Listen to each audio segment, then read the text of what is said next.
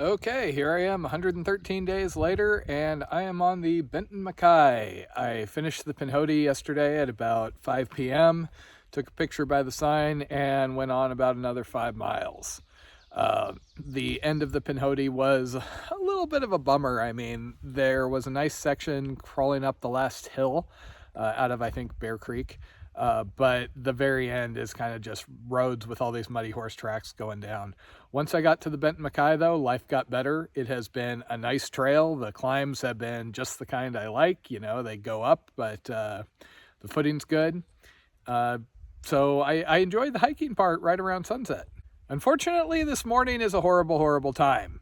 My butane canister was running a little low. I managed to get dinner cooked last night, and this morning I started to do my coffee, and after about 10 seconds it cut off suddenly. So no coffee, no more dinners until I get to my next resupply, which is 30 some miles away. I doubt I'm going to make that in a day, so that means no coffee and no dinner, other than, you know, snack food. Of course, the big thing about this trail is at this point I am only 60 some miles away from the AT, where everything changes and life gets different and I start seeing people again. So I'm looking forward to that, and I'm also a little nervous about it just because, you know, I enjoy my little remote camps like here. I've got a stream, I've got a quiet area, just listening into the sounds of nature. If everything runs according to plan, I should hit Springer day after tomorrow at the end of the day, I think. Also, for everybody who told me that my dog worries were done once I was off the Pinhoti, I was just checking some of the waypoints ahead for water notes, and at mile 234 somebody got bit by a pit bull. Downhill, my least favorite of the hills. Water seems to be getting a little sparser out here, so I'm going to take advantage and at least camel up a liter.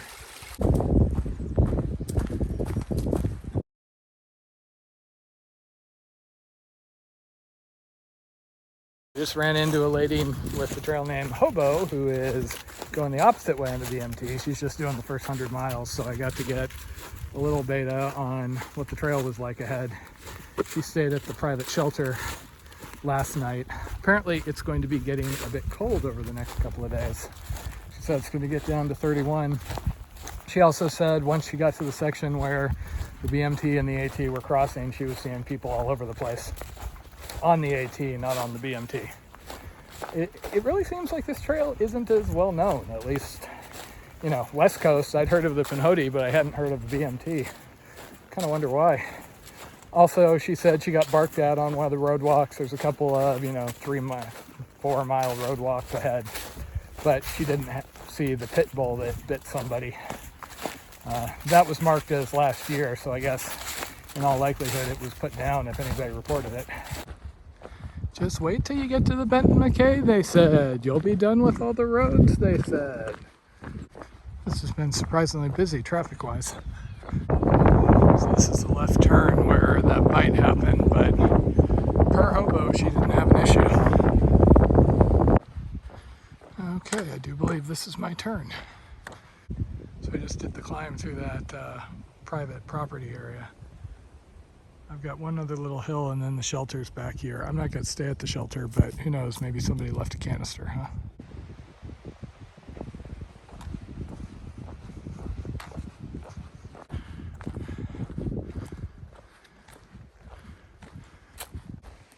Okay, so that's that private shelter. There's 2 guys in there who I was just chatting with for a while. Nice guys. They're section hiking the BMT, so they're headed the way I'm coming. Sadly, they also did not have any extra butane. I'm just not going to have any luck with that today, I think.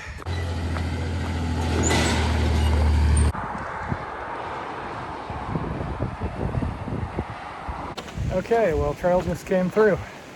Ran into a guy with an AT tag on his pack, and I asked him just on the off chance, and he had a small canister. He had been given it at Iron Bridge because the owner said somebody left it and didn't need it. So trail provides most of the time. Okay, just had a nice little chat with Bama Dog while I was sitting there filtering water. I am feeling a bit happier with the prospect of actually having a hot dinner versus just eating a couple of handfuls of trail mix. I will be at the top of a knob in about 2.5 miles. That'll make 20 miles for me. I really wanted to push on further, but I'm just not making good enough time. So again, I blame lack of coffee. I think I'm just gonna aim for that, call it good at 20. I don't know if I really wanna make Springer the day after tomorrow, because that would probably be at the end of the day. Or else my fallback is maybe camp one last night on the BMT right before it separates from the AT, or right before it joins the AT. And then I can hit Springer and get a good ways down the trail and clear whatever mess is going to be going on in that area. So I'll think about it. I'm kind of anxious to get there, but I keep hearing all these stories about the crowds up ahead.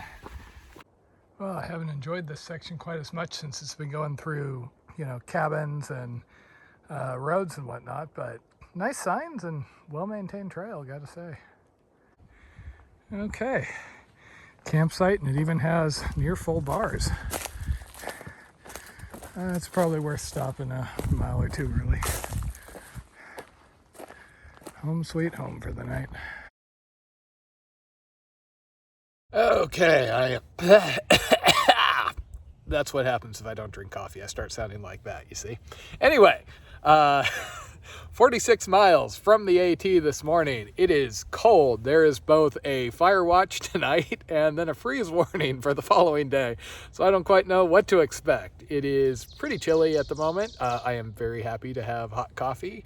And yeah, 10 miles out from my resupply, which is good because my battery ran out. So my video is probably going to be a little sparse this morning. I probably shouldn't even be recording this because I'm going to run out of battery. But, I get lonely out here. You know what makes that morning cat hole experience that more pleasant? The fact the temperature just drops like 10 degrees and it starts raining on you. It is chilly all of a sudden. The sun was out when I got out of the tent, and then, like I said, everything changed. So I just met Gumby, and he of indeterminate trail name. He's not quite sure what he's calling himself.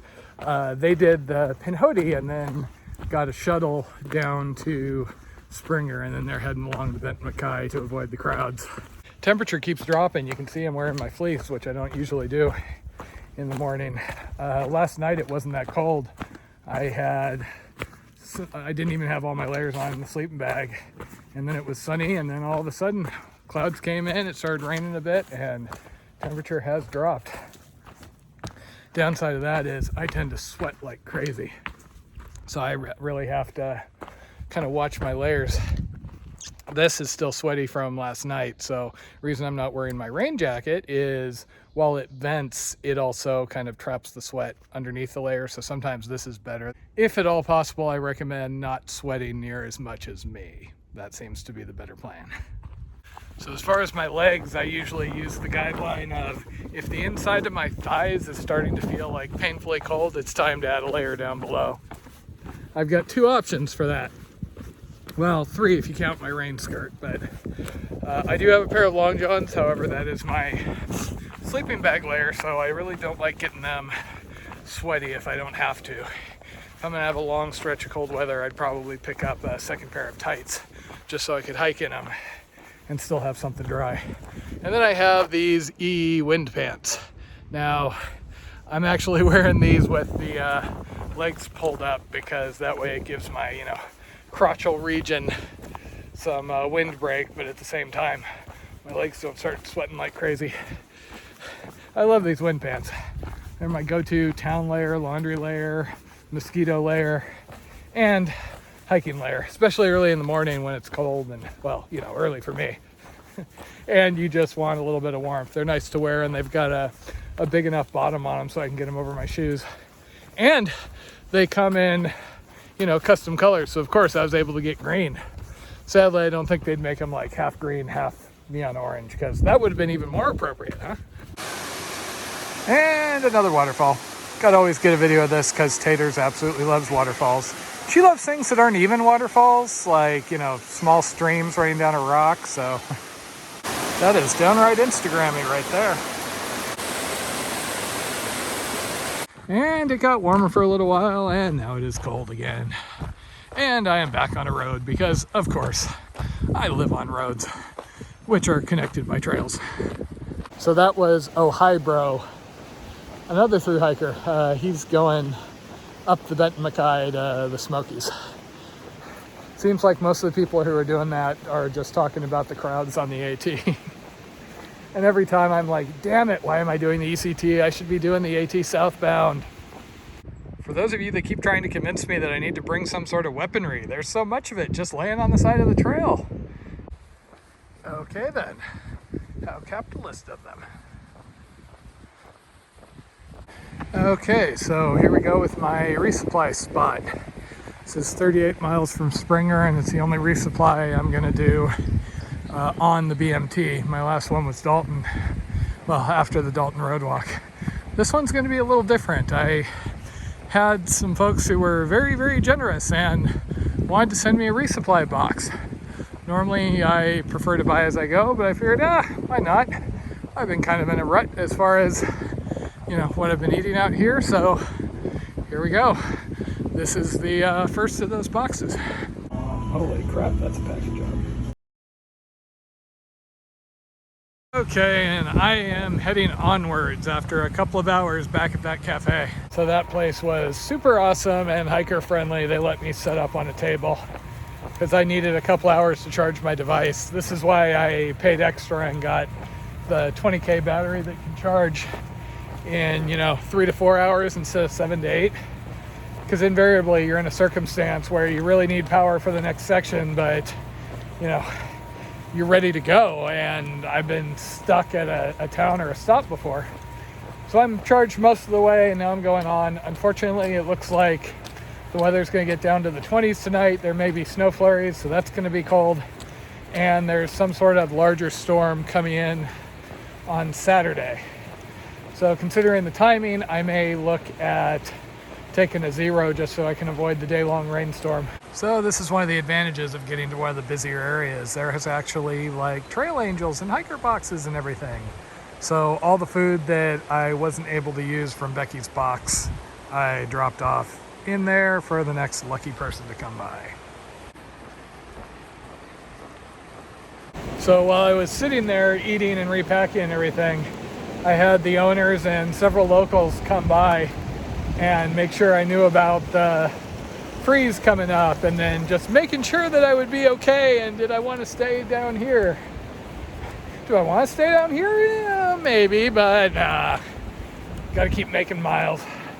Cool thing is, Becky, amongst other things, tracked me down some hiker wine, so I get hiker wine tonight. Downside is, I have a heavier pack I get to carry up hills for the next 10 miles before I drink said hiker wine. Oh well. Conditioning for the next one, right? You know, this would be a really, really pleasant day if it wasn't for the bitterly cold, bloody wind. My least favorite weather. And yes, before you ask, that includes tornadoes. I mean, come on.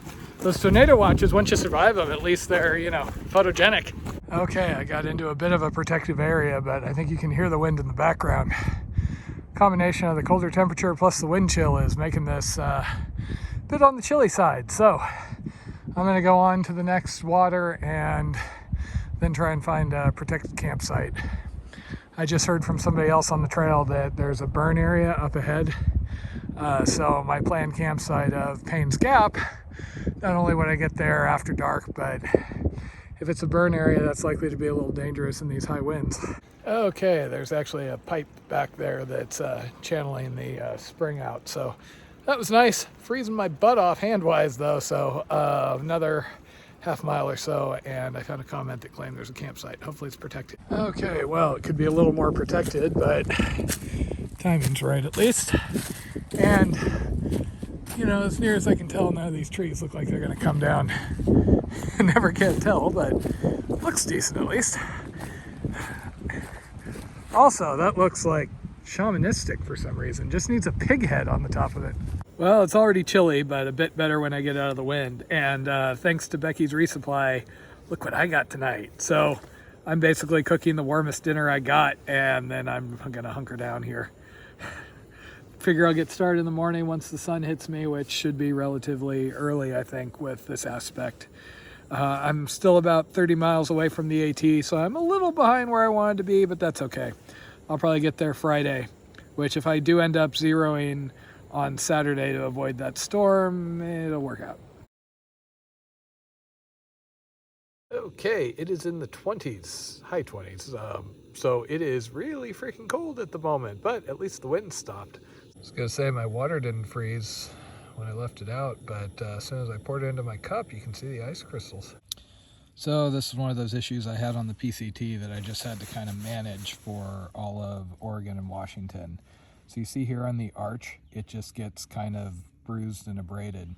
I don't know if I'm just stepping on rocks or what. I have some Andy diaper rash cream that helps heal, especially when it gets bloody, because if it's bad enough, it'll actually be bleeding when I take my sock off. But I really wish I could figure out how to avoid this. So it felt like I was warming up till I got out and got back in the wind. Again, just bitterly cold wind, but last night should have been the coldest, so it'll just be down into the low 30s tonight, no big deal. And then the next night I should be down the AT a short ways, and I'm gonna go ahead and run in town, take a zero, let my feet heal up, do my laundry, stuff like that, because it is supposed to rain all day the next day. So I might as well avoid that, and then I'll be back on the AT to start it off properly. And into the burn zone that guy warned me about. Starting to see more day hikers out here. I just got to a road crossing and I was stupidly sitting on the stairs fixing something with my shoe because, you know, I'm used to having the trail to myself, and here comes a group of like 4 or 5 day hikers. I gotta get back into the mindset of being in a busy area. Anyway, they wanted a selfie with me, so that's always fun. Get to feel like I'm famous.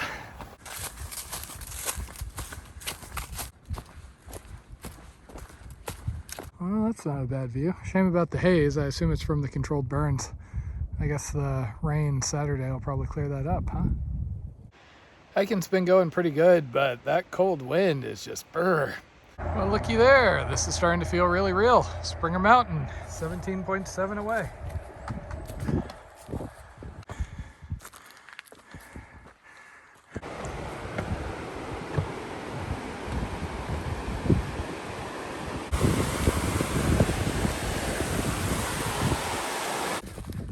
There's a lot more up and down than what I'm showing. That tends to not be as photogenic. Okay, 7:45 at night. I filled up with water at Bryson Gap. Unfortunately, I still have about 11 and a half miles to get to Springer. I was hoping to get a little further, but there's been a lot of gain. Hasn't been the fastest going all day. So I'm just gonna find a camp in another half hour, 40 minutes or so. And then in the morning, I'm gonna meet somebody somewhere around Springer who's gonna bring me into town so I can take that zero when the storm hits on Saturday, and then I will be starting the AT clean on Sunday. Woohoo! Okay, I'm up here on the top of Wildcat Ridge, and I do believe I'm gonna call this home sweet home for the night. I am really gonna miss this. Okay, day 116 since I left Key West, Florida, and it is AT day. This won't be the last trail I do, hopefully. I'm hoping to do the Quebec section of the IAT, but it is going to be where I spend most of my time. Another chilly morning, but at least the wind isn't as high as it has been the last couple of days. I'm kind of looking forward to that bathtub now. I only have 4 miles till I start crossing the AT. Looking forward to getting to chat with people. Also looking forward to a well-earned zero after pushing hard through the end of the Pinhoti and the Benton MacKaye. One thing I noticed when I was assembling my video clips last night is I really have not captured how much up and down there is on this trail. I tend to take video snippets when it's, you know, pretty or memorable or something changes. And I tend to go into climbing mode whenever I get on a good uphill. So yeah, just be aware if you're connecting the Pinhoti to the AT, expect to do a lot more up and down as soon as you hit the BMT. There we go. See, trail goes up. What'd I tell you? And yes, we have rain. Because of course we do. I'm up to like 30 some days with significant rain since I started this, which isn't bad out of 4 months, I guess.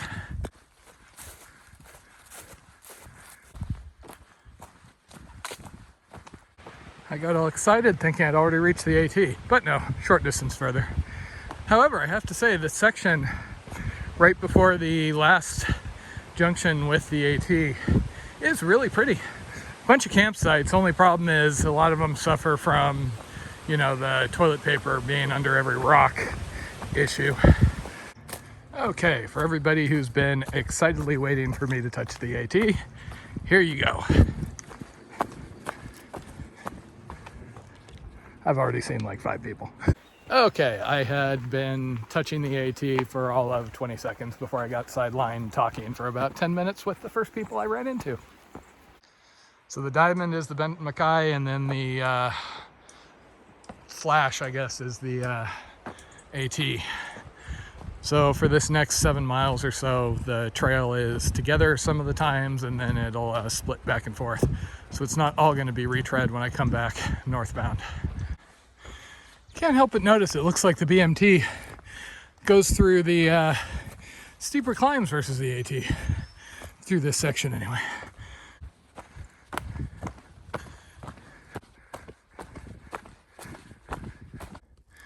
Okay, under 2 miles. Almost out of extra hills for me to run up, huh? Old trees forever. Okay, almost there. Okay.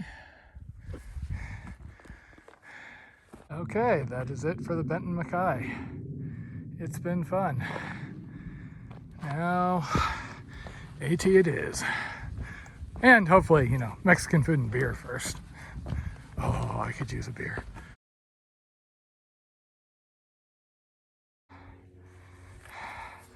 Yeah, you texted me, but yeah, you made good time.